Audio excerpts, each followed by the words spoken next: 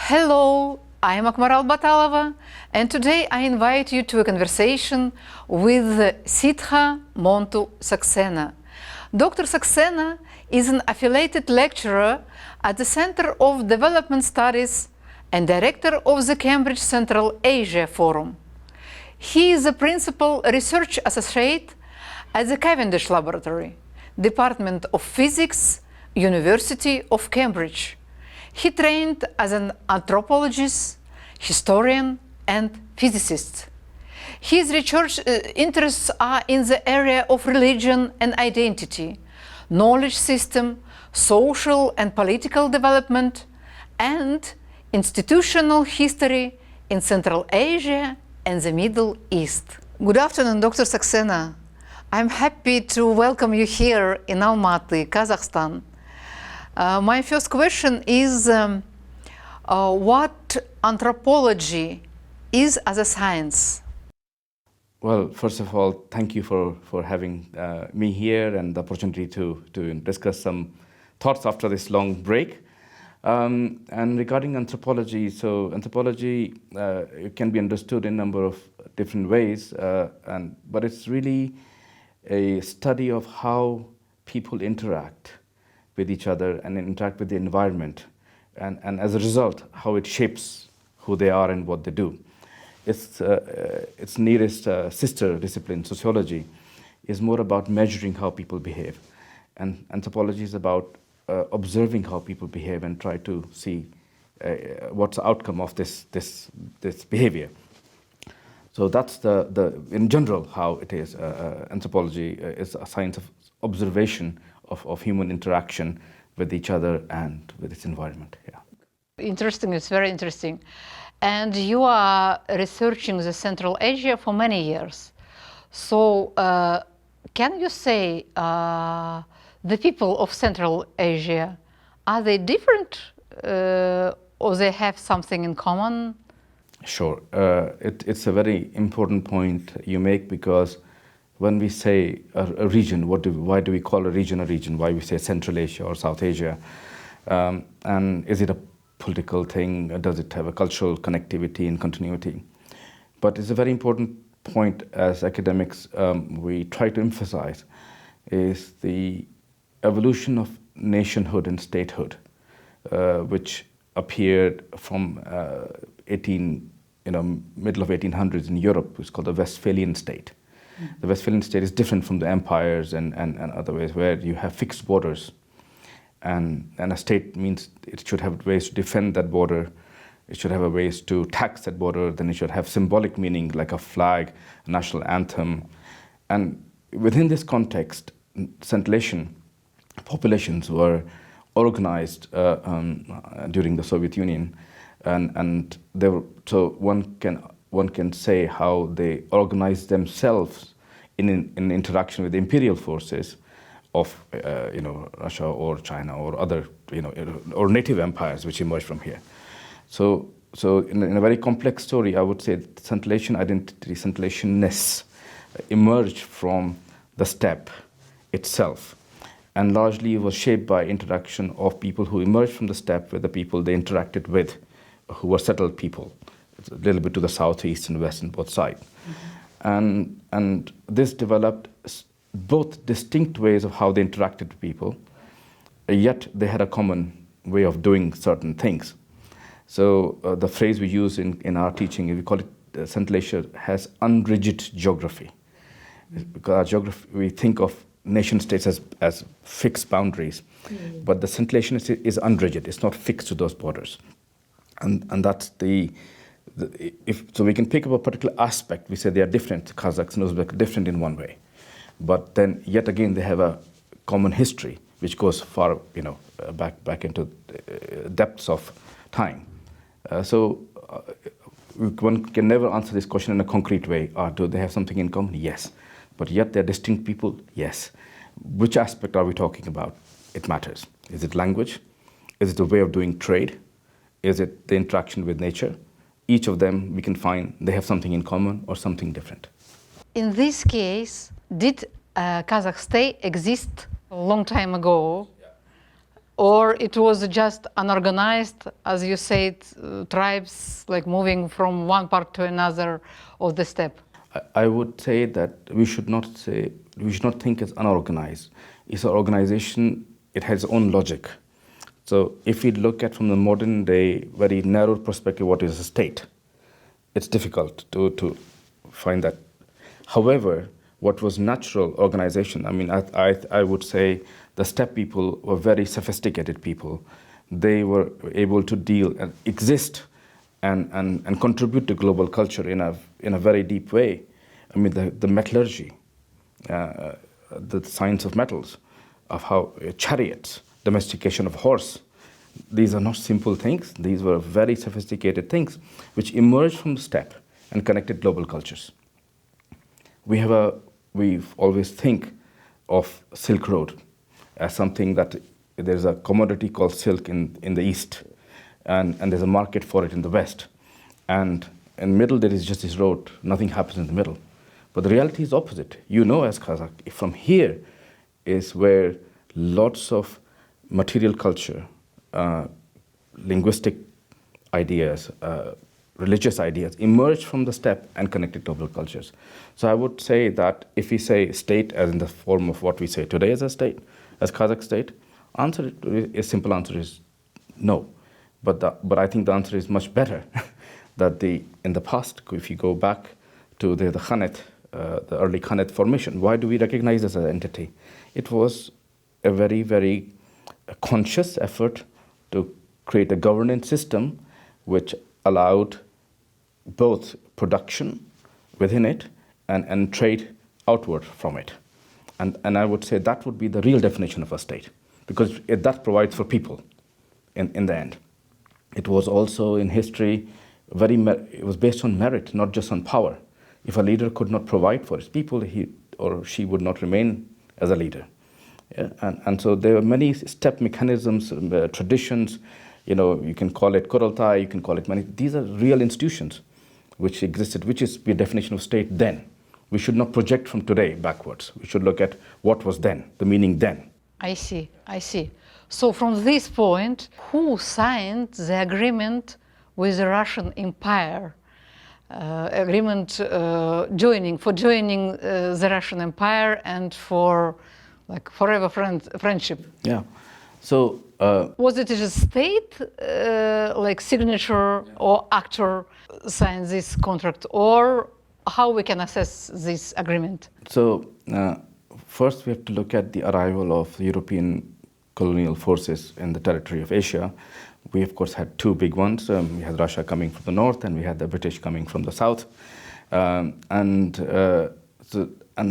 we have to ask why these agreements were signed. What was the purpose of it, and how it happened?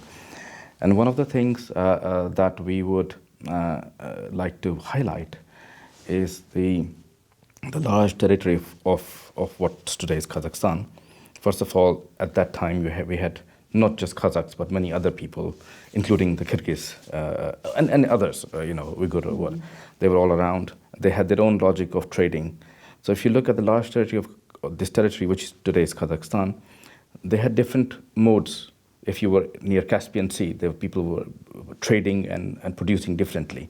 If you were in the very north, in Samir region, on the northeast, you were doing different things.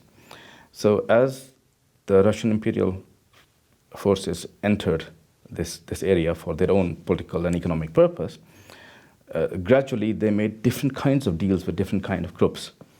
But because of the logic of the steppe and the oral traditions, we don't have that many documents of agreements that we can follow. But we do have the reality. We know that Russians were here at this time, and in this particular way they dealt with this group of people, or these people dealt with Russians in a particular way. So the signing of the particular accord that you asked me about is one of many things that happened. But this is the one we have the written record of, so we focus on this one as something very important. It is important, but it's one of many things. We should not focus on this as a moment at which Kazakhs kind of give in to the Russian imperial moment. Yes, that document says that. So but your concrete question was that was it the state or the people? So I would say that it represented those limited group of people who were under control of the people who signed. It does not sign off all the Kazakhs everywhere. Kazakhs had, widespread across this large territory. Okay, so we cannot say that it was an agreement, an accord between two states. Yes, we cannot say that. We cannot say that. Yeah. Okay, so-called Arab Spring impacted not only the neighbor regions but all of the world. So many people say that there is no anything common between Middle East and Central Asia. Do you have something in common with people living in Middle East? I would refer back to what I said earlier, that we are today forced to think in terms of boundaries of cultures and boundaries of countries. And historically, there were flows and movements. I mean, my own early research was interaction of Arab nomads with Turkic nomads back in 9th and 10th century. And if you focus on that period, you say, what led to Islam becoming so popular in this region? Sure, it emerged from Arabia. And one of the reasons I argue is that it was a nomadic tradition of both people, which found a common ground. And the Turkic nomads, or the nomads of Central Asia and Eurasia, accepted Islam on their own merit, their own terms, not as something superior that they were taking.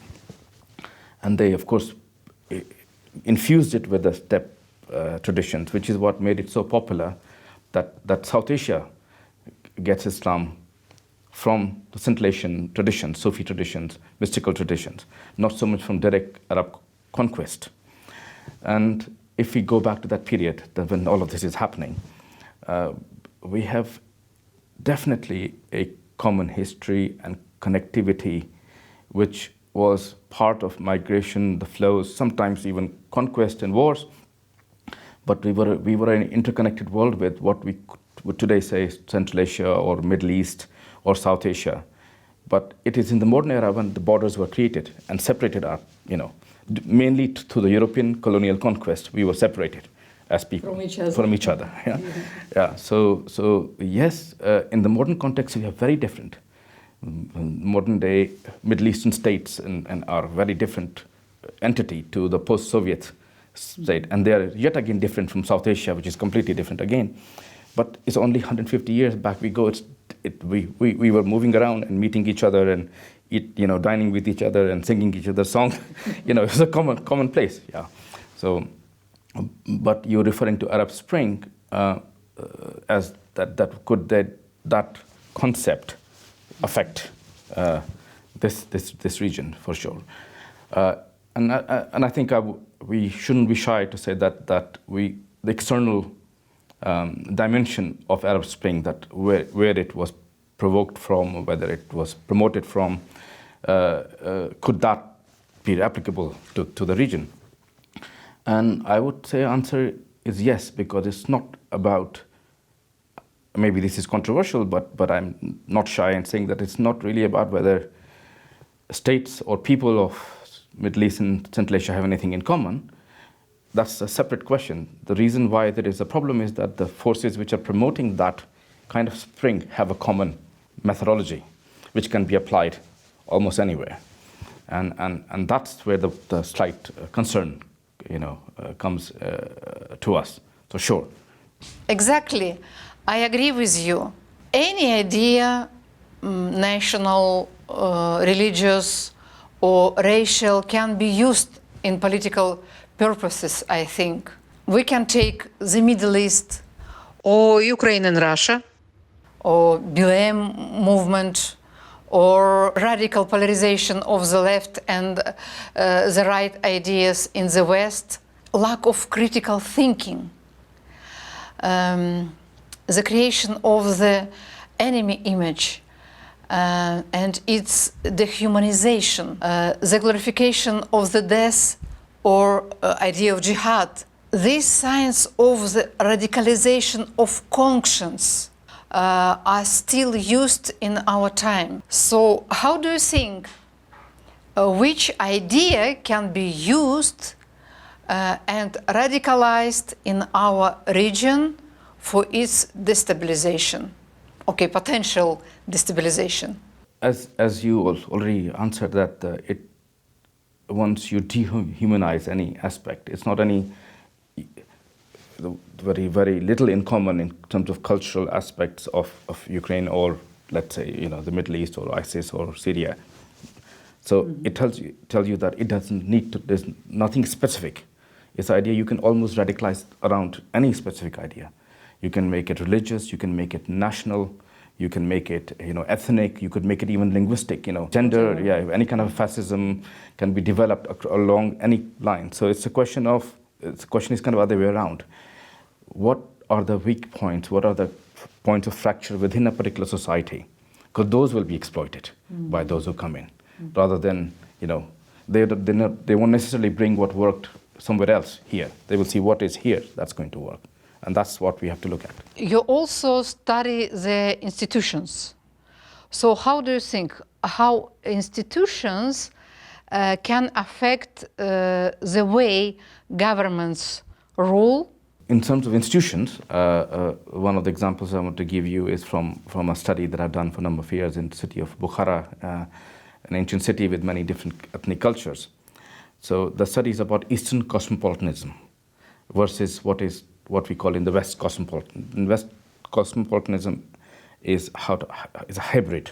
People of different ethnicity, different backgrounds can marry together or live together. And but in Eastern cosmopolitanism, we found a very different mechanism where, if you go, let's say, if you are a Bukharan Jew and you are a Bukharan Uzbek or Tajik, it's not likely that you will intermarry. At the same time, you will create institutions together.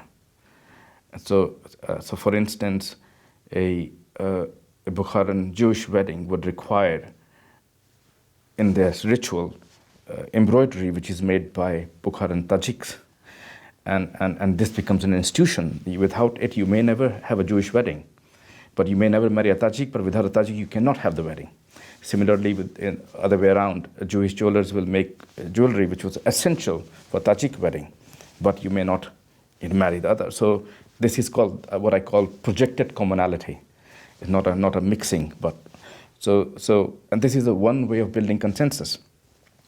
So when we look at, I'm just giving you a very narrow example, but if we scale this up at the level of state, the level of what happened, let's say in Kazakhstan, or Uzbekistan, whatever, how people, this large, very vivid and different groups of people, how do you get them on to do certain things? You have to see what works. You cannot simply borrow from somewhere else that, okay, we will just have a voting election, and that's the important part. It has to be good and fair and clean and representative, but that's just one aspect. But we focus on that aspect so much that we forget to build a society. We need to do all those other things, and that's what that's what I mean by institution. I don't mean a government department. I don't mean a school. I mean institutions which people build. You're also doing researches in areas of religion. So how do you think? How can religion impact of national on national identity? So. The complex architecture of identity has many facets, and they reflect, if you think of it like a crystal with facets, and depending where the light you're shining, it reflects different things in different ways. And I believe religion is one of those facets. In some societies, it's a big facet. In other societies, it's a smaller facet. Mm-hmm. And in the Western style of society, religion is personalized. Because many people think that religion is, Western societies are not religious at all. But if you live there, you visit there, you find that how deeply religious they are. So somehow it's believed that Eastern people are more religious than the Western people. This is not the fact. It's just that in the facet in the East is much broader, and it shines reflects a lot. There it's personalized and miniaturized, so you can't see its existence, but it is there, it's part of the story. So while this specific region that we are discussing, it has its own, because of the Soviet experience about religion, where religion was explicitly, pushed to the side, let's say. I would argue, there's a different argument whether it was pushed out. And pushed out, we know that it's not that simple, because we know in this whole post-Soviet space, the moment Soviet Union stopped functioning as a state entity, within 2 days, all the religion reappeared. It cannot happen if it wasn't there, Exactly. Yeah, it's not because there's a tendency to say the Soviet Union killed all the religious thought. No, it modified it, it reshaped it, but it was there, yeah, and that's why it re-emerged, whether it was Islam or Buddhism or Christianity, all of them. It's not just about one or the other kind of thing. So I would say that it would be silly to assume that religion is something that you can push out, because you cannot. It is, but some places it's about spirituality, other places it's about community. And I think the community aspects of religion are very powerful and useful. And philosophy side is more personal in that sense. So for state, which is made up of people and people's views, will have some aspect of religion which they need to take care of and ensure that it's supported in the right way. Because when you let it go wild, that's when the trouble happens. Yeah, and it's not about regulating religion. Islam itself itself has its own organizational and political system, right? And when that system comes into conflict with, let's say, the modern day state system, we see all the trouble that's happening. But if these two things find a common ground, to say, well, religion, you keep to the social aspect of the people, and we are managing many more religion, many more views at the state level, so you're one of our facets, not, it cannot be the dominant one. That's how I think. Although this is a very complex topic, and anything one says is applicable only to their own thinking, others might. But it's worth to know, really. As you mentioned, after the collapsing of Soviet Union, all religions re-emerging, and many people actually got lost. Some of them got radicalized, some of them and contrary, forgot about any spirituality and just followed the material things. And of course, that Kazakhstan is multicultural, multinational state. So how do you think, on your opinion, which kind of identity citizens of Kazakhstan should develop? Is it Kazakh identity or Kazakhstani identity? As I mentioned before, this idea of projected commonality, that how different ethnic, religious or other groups find a common, that Kazakhstani identity is that. It is built by those people with interacting with each other, kind of a thing. And it doesn't delete your other identity. It's just so identity is not a zero-sum game. As again, unfortunately in the Western language, we have a problem. When we say nation in England, it means your passport, not your ethnicity or religion or language you speak. That's your nationality. But when you use the word nationality in Russian or German or other languages, it immediately means how you look, what you eat, what you wear. So as a result, there is a complexity, or rather confusion has been created at what identity, how it's described. They're two very different things. So when somebody says plov is the national food of Uzbekistan, the way somebody in the Anglo-Saxon world hears this thing, they think there's some kind of official list of national foods, and plov is the national food of Uzbekistan. But what you're meaning to say is traditional food of Uzbek people, not national food of Uzbek people. So the language confused. I wanted to clear this confusion before I say anything more. However, when we look at the nation-building processes in the modern era in Central Asia, we should be very mindful of that there is no zero-sum game. Kazakh nationality, Kazakh identity, and Kazakhstani identity are not in contradiction with each other. They add to each other. They're like a flavor for each other. So when a Kazakh Jew, Kazakh Muslim, or a Uzbek born in Kazakhstan and a Tatar born in Kazakhstan, so religious or ethnicity, when they interact with each other, that's the Kazakhstani-ness of them. Then there are certain people who are Uzbeks or Kazakhs, they have their own way of functioning and to be who they are. So at the state level, it always has to create enough room for all more of the Kazakhstani-ness to emerge through interaction. At the same time, those who are Kazakhs or those who are Uzbeks should feel comfortable to who they are. They should not have to become a Kazakhstani. Kazakhstani is an interactive mode, more dynamic mode.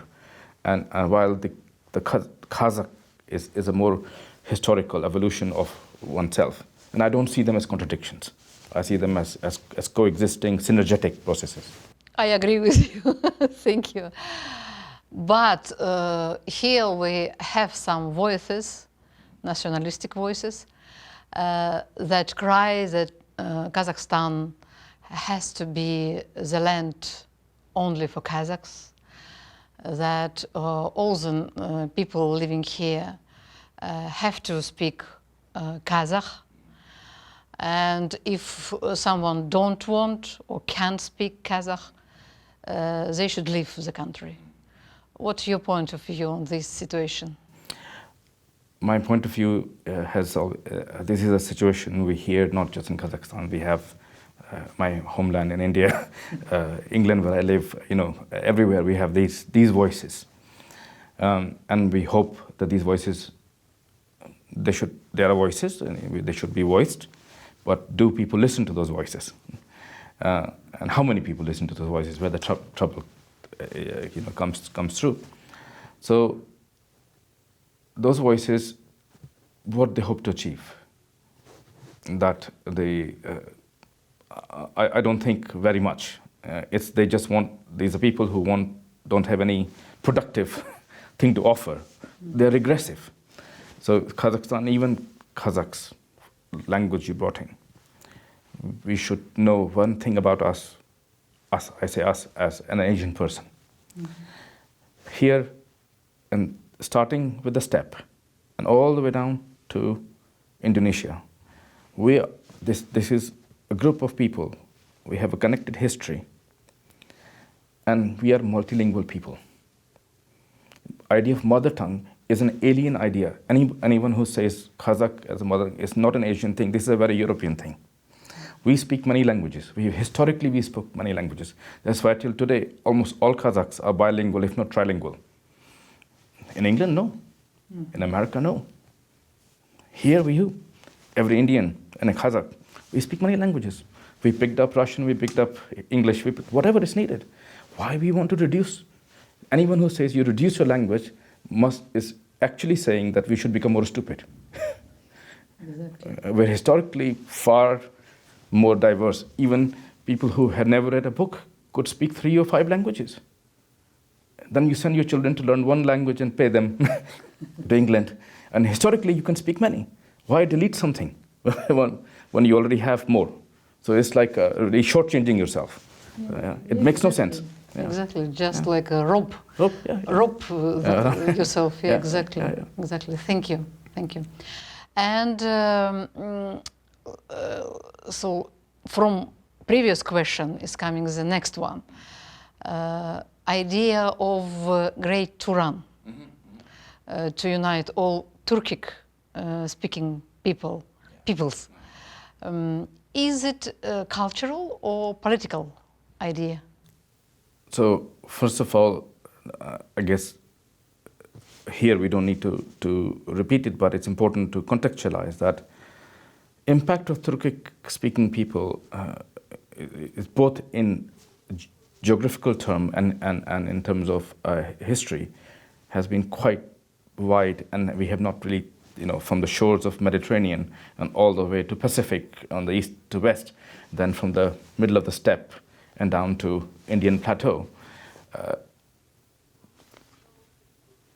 If I'm to be historically accurate, everyone says that India was ruled by Muslim rulers for 1,000 years. But India was ruled by Turkic Muslim rulers for 1,000 years, more specifically. Not any other kind of, not Arabs, not Persians even. It was from the beginning till the end. The first Muslim rulers of India were Turkic, the last Muslim rulers were Turkic. So when we say Great Turan, why aren't we including India in this story? Exactly. Yeah? So clearly the people have not thought this through. Yeah. So are we Turkic speaking in India? No, but we are part of the same. So when you reduce it to Turkic speaking, same language problem. No, Turkicness is broader than just language. It has created great institutions, great governance, great historical, from poetry to technology. Why reduce it? Embrace it all. Then it will be cultural. But if you reduce it to language, it becomes political. And it will make us much richer. Yes. Yeah, exactly. Thank you. And the last question. You know that the Kazakhs still keep some traditions of Teнгриanism. We really save it. But there are some religion people who say that it's haram to do this, haram to do that. It's prohibited by Islam, it's prohibited by Sharia. What do you think in this? And is it important for the Kazakhs to solve, to keep it for the next generations? So I gave a hint about this in my very first answer to you, that what made Islam popular in Asia was Asian, particularly Turkic Central Asian nomads, to infuse Islam with acceptability to local cultures and populations. Otherwise, Islam may have just remained with a small group of Arabs. The fact that the Sufi traditions, emerging here from Turkestan, but also in Bukhara, how they impacted major populations of India, Indonesia, that the people perhaps don't know this. The largest Muslim country in the world is Indonesia, not. Second largest Muslim country in the world is India. It's not even a Muslim country. Yeah, and in all of these ones, we know different. Islam has very own space in each of these countries. One of the major things that made it popular was the Sufi Qawwali, the singing traditions. Is Qawwali haram? Because it's very Muslim. And it's what made Islam attractive to many people. Similar to Tengrism. Tengrism has very spiritual effect, which are not, spiritually, they are not in contradiction to anything in Islam. They in the end say the same thing. There's one great power. And it's a benevolent power, it's power that loves. Some people can make some small traditions which were native to a particular part of the Middle East, which have no space here. It's a different environment, it has different needs, and Tengrism is an expression of that. As an anthropologist, I would say that Tengrism is a natural, it emerges from people of steppe interacting with the steppe itself. And you cannot lose it. You lose it, that's your true part of the identity. It's organic. It's not dictated from one side or another. It's just the expression. That's why it's not codified. It's not a book. It's not a code of orders that what you should do. It's an expression of self. It comes naturally. Naturally, yeah. And Islam has, I cannot see in any way, provides any contradiction to the thing. You can make up contradictions, but that spiritual level is the main level. Yeah, so that's my answer. Exactly. Thank you so much, Dr. Saxena. Thank you. And I hope to see you next time, because to have a communication with you, it's such interesting and really very knowledgeable. Thank you. Thank you from my side, and such an open discussion is always welcome, and I'm very happy to contribute in a little way I can. Thank you. Thank you. Okay.